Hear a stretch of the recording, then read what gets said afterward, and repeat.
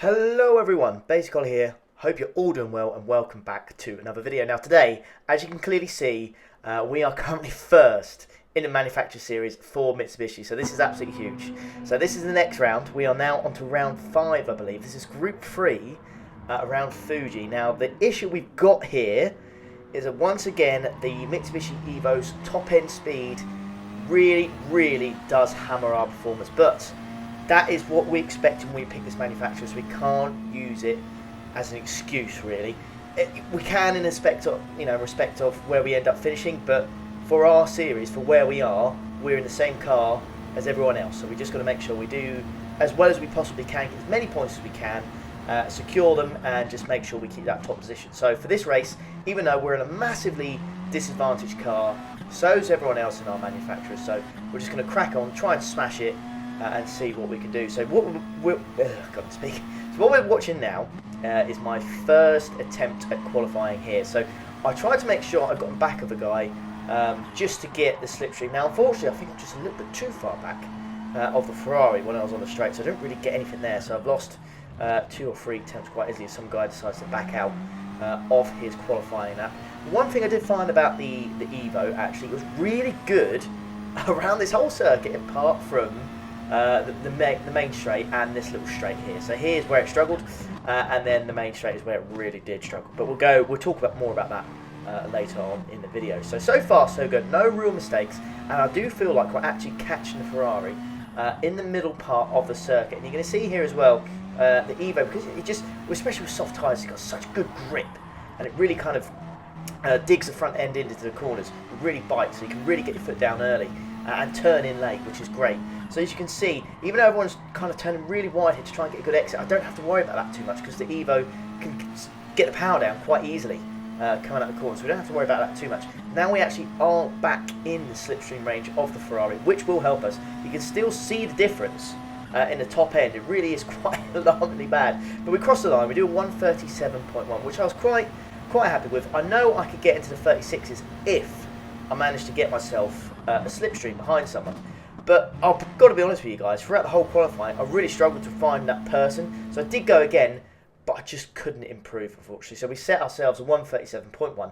That is going to be our qualifying time. That does drop us down to 7th place. I think at one point we were 3rd, I believe, or 4th. So it was pretty good. But unfortunately, yeah, we're going to have to start in 9th place and see what we can do. Not disastrous, but yeah, we'll see what we can do. In this race, you have to use the soft and the medium tyres. Straight away, you can see I put my fuel mixture into 6 because you can't make it with a full tank to the end of this race. It's a long race, 23 laps around here, so it is one of the longer races that I've done in this game. Brake bias 2 to the rear, because I want to save the front tyres as much as I can. Strategy-wise, you've got a choice of doing softs on 7, softs on 14, and then mediums to the end, or you can literally do soft, and then mediums for the last 2 laps. But as the race goes on, I think I'll decide what I want to do depending on our position. But yeah, fuel saving is going to be one of those things we're definitely going to have to look at. Everyone's going to be doing it. However, with a lack of top end, we will certainly struggle to do that. But let's get this first corner underway. Not a bad start. I thought we were going to get absolutely mullered going down the straight, to be honest with you. I thought the guy behind me, I thought he'd be all over me, but thankfully he was not. So we managed to keep P9. We're actually all over the back of Sax Eagle. Now, I wouldn't blame you if you thought it was a different word, to be honest with you, because when I was in this race and I saw it, I read that incorrectly as well. But thankfully it is not.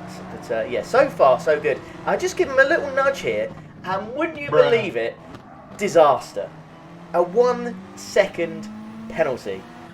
I get it, like I did hit him, but it's a bit harsh, isn't it? I mean, come on. It's early on, rubbing his racing. I know I hit him, but it really wasn't a big hit at all. If anything, it gave him an advantage. But nevertheless, we do manage to get past him, but we're going to have to serve a penalty, guys. And on the straight, it's going to be an absolute nightmare. We'll lose so much time, but we'll crack on regardless. We're gonna do our best until the very end of this race. But I can tell straight away. Early on in this race, again, I don't know what strategy people want. They could be starting on the medium tyres. The Evo was feeling good. When I was in the slipstream, I definitely felt like I was one of the top guys in it. There was no doubt about that. I felt like I was a top 3 pace if I could just stay in the slipstream. But unfortunately, my dreams were shattered with that penalty, and it's dropped us back to 8th, 9th, 10th, and I was just looking behind me, so I'm thinking to myself, I'm not going to make it to the end of this straight, am I? There's no way this car is going to make it to the end of the straight without losing another position. And there goes Ferrari. He goes flying past me there. I get in the slipstream as quick as I possibly can, just to try and bump up the top end here. Looking for a move on the inside, but audacious to say the least. So we're not really going to make that move. I'm going to be completely frank with you. But we've got the first corner over. Really hard to get the braking point right there, to be honest with you. But the Evo has got fantastic brakes. That's one thing it really has got going for it. So thankfully, into that first corner, if we manage to keep in the slipstream with someone, that could be a really good overtaking opportunity. Through here as well, thanks to the Evo's great handling, we can really take that corner so much quicker. We see someone span out there. Someone's out wide as well, so that's 2 cars that have gone off there. Must have been some sort of incident, and we do manage to get past them. Plus, we managed to get up inside the Ferrari there. So that's, what was that, 3 positions essentially we've managed to gain there. So excellent stuff, not too bad at all. And we've got this group of cars fighting like crazy, and I managed to get on the back of them straight away. Once again, heavy into the braking zone, but it doesn't make a difference in this Evo. Fantastic car to brake. And yeah, look at this. So even though we served that 1 second penalty, we're straight on the back of these guys, and it does make you wonder. I know sometimes you can't really think like this, but it does make you wonder, where would we be if we didn't serve that 1 second penalty? Because realistically, that 1 second probably cost us 4 or 5 on that straight.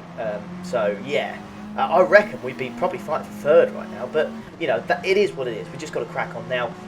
Here you can see I had the run on the NSX, but I decided to back off because there's no point. Because as soon as I went to the right hand side, I would just lose the slipstream and I just wouldn't be able to overtake anyway. So I thought I'd tuck in behind him here, and I'll just get the slipstream and I'll just change gears early just to try and save myself a little bit of fuel. Make sure that we've got plenty for the next time. We see the Lexus goes for a move on the inside. I'm going to sneak up on the inside here of this NSX on the left hand side. But I just mess up the exit slightly, and I just couldn't get the purchase. And unfortunately, the NSX got the inside, and I thought better off it. I thought I'd let him go. There's no point. This is a long race, guys. 23 laps. 23 laps around here. So I'm not going to mess around. I'm just going to keep I'm going to keep myself clear of any incidents if I can, and just go from there. Now the Sachs Eagle, we did get a penalty from him earlier, but we're going to go for a move on the inside here, thanks to the brakes of the Evo. I knew the inside was the racing line, so I just got it there. I'm just going to just keep an eye on that radar, keep an eye on that. Just about sneak past him, just enough in front, just to put my rear end in front of his front bumper there. And he just couldn't get past. So fantastic move there. Managed to get the move done. Again, look at the difference here, guys. I can brake so much later than the competition, and it's honestly massive advantage we've got there. I have to say, it was fantastic. But as you can see, the gentleman in P5 there, the Frenchman, has got a penalty. So I reckon he's cut the chicane ever so slightly, which you can easily do, easily do, and get yourself a penalty. You'll have to keep an eye out in this video, guys, for people that do that, because it does happen. Now that the NSX here, I don't know what his racing line was there. It was a bit all over the place. I don't know what was going on, but it doesn't matter because this guy in P5 is going to serve his penalty now, and we've got the slipstream of the Honda NSX. So surely we can get some sort of move done here. Now he is going to go very, very defensive. But look, I've got the speed, but as soon as I pull aside him, look, the difference, it just goes. Like I just don't have the power. But we just managed to get past him ever so slightly. I'm going to brake as late as I can, but I can see he just matched my braking point. I was going to try and do the switchback, but he did really well there. The Austrian defended it fantastically, and he's managed to just park on the apex. I had no reply for that, so we'll just have to see if we can find another opportunity and just take it and see if we can put ourselves up to P5. And you can see, look, there you go. He's just cut the left-hand corner there, and it's given him a 1 second penalty, and that's disastrous. You've seen already the difference 1 second penalty can make here. And I'm going to go for the move on the inside, late on the brakes, on the inside of the apex, just about get the car in front of him, and that is us now up to P5. So we start at P9. We've served a 1 second penalty, which cost us really 4 or 5. We're up to P5 already. So like I said at the start of this race, I really felt like we had some absolutely awesome pace, and the Evo is really proving me wrong in that aspect. Because I thought we were goners in this race, guys.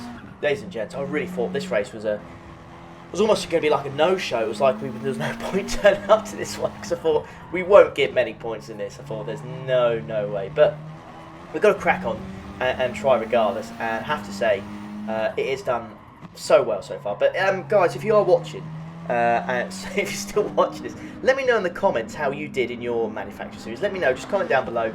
It'd be interesting to see what manufacturing, what car, and how you got on in the race, because I like hearing other people's stories about how you got on and stuff like that. So please let me know. And if you are liking this already, give it a like, will you? This is a long video. Dear. Anyways, we skip ahead, and I'm just going to demonstrate to you the difference in top end, right? So we start, there's 3.18, I believe. So I'm just going to fast forward this all the way to the end of the straight. Just look at the difference there. By the end of the straight, by the breaking point, it's over 3/10 slower on a straight.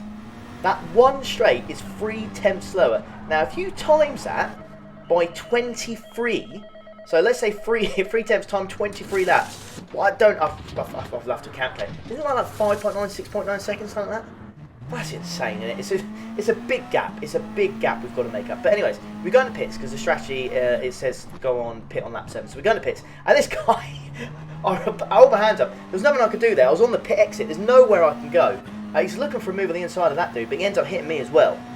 So unfortunately, he does go a little bit wide.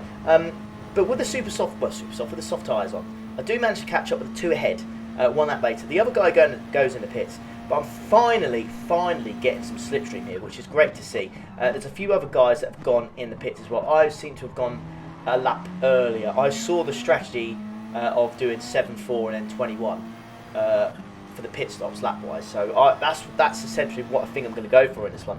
And it seems like people might be doing like a lap later, maybe trying to stretch the softs. I'm not quite sure. But lap 7 felt about right for me. Because as soon as I put the softs back on again, I felt, really quick. As we're back on the Sachs Eagle once more. Same sort of move up on the inside as we did earlier? Yes, exactly. But I did go into second gear there. So as soon as I tried to put the power down, the rear end stepped out ever so slightly. We did lose a little bit of time there. I really should have been in third gear. But it doesn't matter too much. It doesn't matter too much. Because we've got the position. So we're up to P5 now. And we are, Oh, he's gone for a move here. Oh, there's no way. There's no way you're outbreaking the Evo, son. There's no way that's happening. So he tried. God bless him, he tried. But that's just not going to happen, I don't think. But yeah, good effort nonetheless, mate. 10 out of 10. But yeah, he just outbreaks himself too much. So, have a little sit breath then. So, P5, 14 seconds behind the leader. We are 9 laps in. We've got the Spaniard in front of us, then someone from Denmark. Someone from Portugal, and then a Frenchman in first. The Frenchman in first is lightning. He's absolutely smashing it. Really, really is. But nothing too much happened there. I struggled to keep up with the guys because, the top end. But I tried my best. We didn't lose too much time, I guess. But we go in for our second pit stop. Now, I had the decision here to make of going on softs again, to then go on mediums for the last 2 laps, or go mediums all the way to the end. And I'll be frank with you, I thought everyone else is going to be doing soft, medium. So I want to switch the strategy up because I want to try something different. Because if I just keep with what I was doing, I would have finished P5 and nothing really would have happened. So I decided to swap it up a little bit. We go ahead to lap 15. As you can see, the guys on the different strategies there, they've again stretched it an extra lap. So they're on lap 15. So they've now gone in the pits. Now I'm pretty sure they'll be on the mediums all the way to the end because I don't really think if you pit on lap 15, there's too much of a point going softs and then mediums. So they're probably on the mediums again. We're just about going to overtake the guy from Denmark. Is that 1-4-3? Okay, yep. So we managed to overtake him, so that puts us up back into 7th place. You can see here, as we go ahead, these guys just start fighting a little bit as we're trying to overtake the Ferrari, and then they're going to get a little tussle here, and the Lexus just yeets him. So he gets smashed out of the circuit, and then the guy in the Lexus gets a penalty there, so he joins the race again. I don't know what caused that. I think it's because the Lexus up on the inside. I don't think he was too happy about the move, so he just kind of got revenge. I thought I was going to get overtaken here in the slipstream, but 2 of them go into the pits. So now up to P3 on lap 17, and just look at this. The Aston Martin with a slipstream absolutely smashes it down the outside. So much more top end there, and just about gets the move done. But honestly, I don't think there was anything I could do against that. It was like a rocket on that radar. I just saw it. It's like, bloody hell, that is quick. We know the Aston Martin is so quick in a straight line.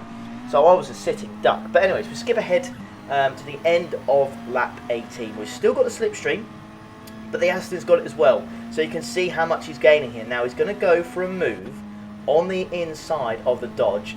Is he going to get the move done though by the inside corner? I set a 137.7, which I was quite happy with, to be fair. I thought it was a quite good lap in the Evo, regardless, even with the tyre. I thought that was pretty good. Now the Aston Martin does manage to get down the inside of the Spaniard and gets himself up to P2. Now this is an interesting battle because I've now got the slipstream, so fingers crossed.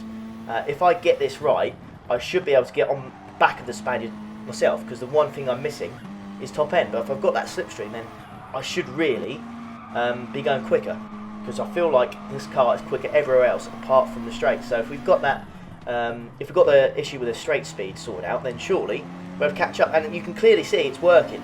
The Evo is absolutely smashing it, and we are catching up this guy relatively quickly as soon as we're off the straights, which is fantastic to see. Now, are we going to go for a move on the inside here, using the Dunlop sign above there as a little brake marker? Just a little bit of a nudge there, and I'm thinking to myself, God, please, not another second penalty. That would just absolutely kill it for us there.